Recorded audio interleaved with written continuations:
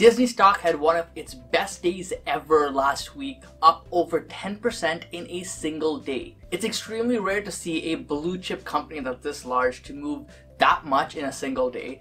So whatever news was released around the company definitely excited investors, and that's what we're going to be discussing in today's video. And of course, we're also going to answer the question, is Disney stock possibly heading to $200 per share or higher? Now, if you haven't watched my previous video on where I go over my top 3 largest positions, my personal positions, make sure to check that out. I will leave a link up here, and in there I kind of go over why I'm invested in Disney, why I was buying into the stock heavily in 2018 and early 2019, and a certain catalyst that I saw coming which a lot of investors did not really pay much attention to. I also made another video on why I thought Disney stock was the #1 stock for 2019. So as you can tell, I'm definitely a very big bull when it comes to Disney stock. So Disney actually just had their Investor Day 2019, which I was very bullish on and decided to build my position in the stock before the announcements came out on this day. And it was very clear that the focus here would be around their streaming services, particularly Disney Plus, and this is a brand that knows what their customers want.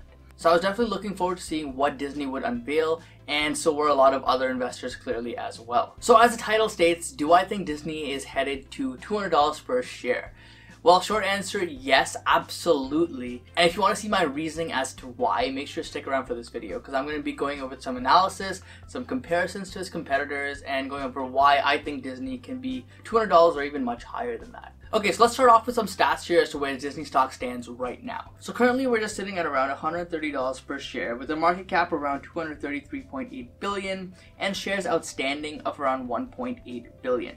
Now, to calculate a future value for the stock based on its stock price, we have to use this simple formula. You take the market cap, you divide it by the shares outstanding, and then that result will give you your share price. So for example, you take $233.8 billion market cap, you divide that by 1.8 billion shares outstanding, and that gives you approximately a share price of $130 per share. Now the big question is, can Disney Plus make Disney stock worth over $200 per share? Like I said plenty of times already, I believe the answer is yes.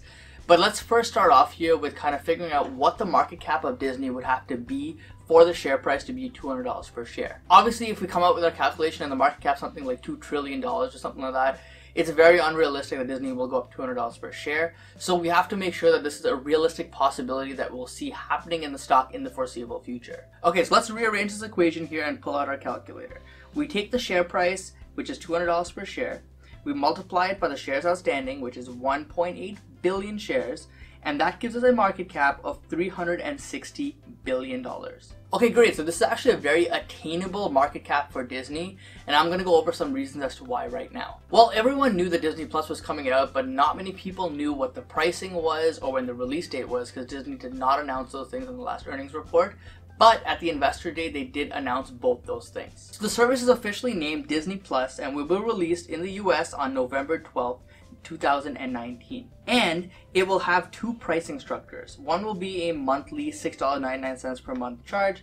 The other will be a yearly subscription, which will be $69.99 for the year, giving you a slight discount if you prepay for the full year ahead of time versus the monthly service. Now, in terms of content, during the first year, the service will launch with thousands of episodes from shows we all know and love, in addition to over 500 movies the company owns as well. They have also committed to some original content like 25 shows and 10 movies/specials, which will be exclusive to Disney Plus as well. And if we stretch this out over the next 5 years, they plan to have well over 10,000 episodes on the platform, well over 600 movies, and will also double the amount of original content they have for TV shows. This shows that Disney is going to be continuing to invest in Disney Plus in addition to investing in existing parts of the business as well, including blockbuster movies. Now, some of the content that's going to be released on Disney Plus will be classics that millennials will be able to relate to, including Lion King, The Little Mermaid, and Aladdin. And then, of course, you will have all of their other popular movies, including Beauty and the Beast, Muppets, Narnia, and more.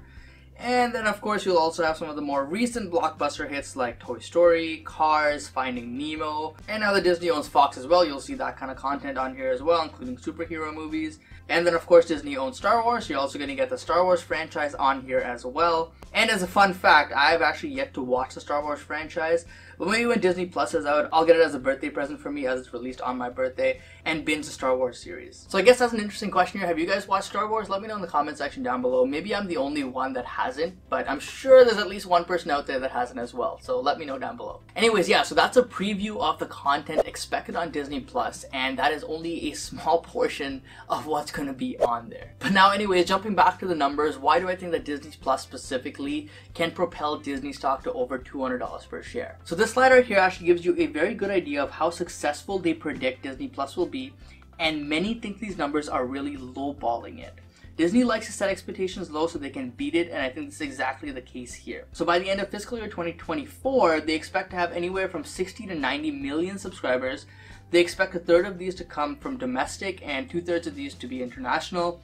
And being a world recognized brand, I think that they are really underestimating how large the international base will grow to. Compare this to Netflix, which is expanding their service globally. They don't really have much content on Netflix that anyone in the world can kind of relate to, but Disney is the opposite. They have movies and content that anyone anywhere in the world has watched and can relate to, so it's a lot more likely that those people will subscribe to Disney Plus as opposed to Netflix. Okay, so now let's do some math. So let's say we get somewhere in the middle between 60 million and 90 million subscribers. So say we get around 75 million subscribers by the end of 2024. Now, if each of them pays $6.99 a month, this means that every year you're going to be getting $83.83 from each customer. Now, some of these customers may sign up for the yearly subscription of $69.99 per year.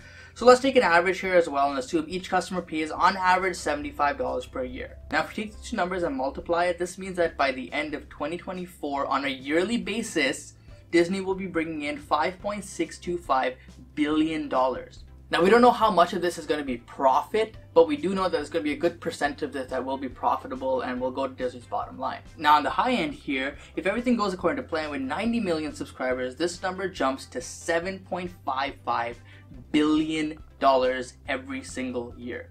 And if somehow they manage to match Netflix subscriber count, which is roughly 140 million subs, this would bring their revenue up to $11.7 billion every single year. And if this does actually happen, it'll make Disney Plus one of the biggest revenue sources for the company, and most likely one of the biggest profit drivers for the company as well. And by 2024, they actually expect their investments in the service to pay off, with operating expenses to peak in 2020-2022. And this is pretty much Disney's way of saying they're going to be investing heavily in the next couple of years for many, many years of future profit and growth. So we compared the platform to Netflix's platform, so I think it's only fair to compare Disney, the company, the stock, to Netflix's company and stock as well. Now, Netflix is currently trading at a $154 billion market cap with a PE of 134 and a forward PE of 55.27.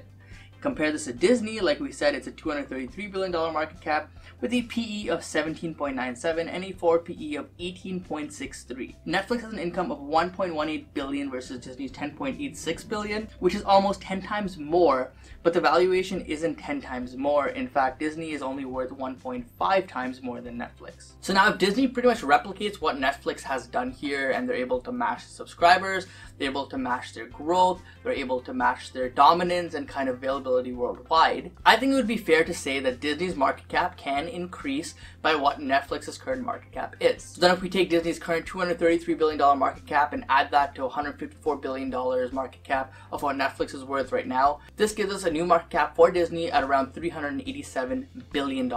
And this number, if you remember, is higher than what we predicted before, which is $360 billion for a share price of $200 per share. And remember, at Netflix's peak, it was actually a $425 stock, and it had a market cap of $186 billion, which is well above where it is today. So clearly there's a lot of upside here for Disney if they're able to replicate what Netflix has done here, and investors finally seem to be accepting this, and as a result the share price is moving up significantly. So yes, I firmly believe that Disney can be a $200 stock in the near future, potentially even much higher than that, and with new revenue drivers like Disney Plus, it's more likely to happen sooner rather than later. This is a blue chip company that Wall Street absolutely loves, and they have a business model that's been growing year over year even before they even thought of Disney Plus. Also keep in mind they own other streaming services like Hulu and ESPN Plus, which are also going to be growth drivers for them moving forward. Disney has a lot going for the company, and as a shareholder of the company, being one of my top positions, I am very excited for the future of this company. And honestly, in my opinion here, I think that Disney can be the king of content here, dethrone Netflix as a #1 streaming service, and be the go-to service for anyone worldwide for streaming. Guys, I hope you enjoyed this video. Let me know if you agree or disagree down in the comment section down below. Where do you think Disney stock is headed over the next few years? I'd love to hear your opinion, love to hear your thoughts. Drop a huge like on this video if you enjoyed it, guys. But either way, don't forget to invest positively.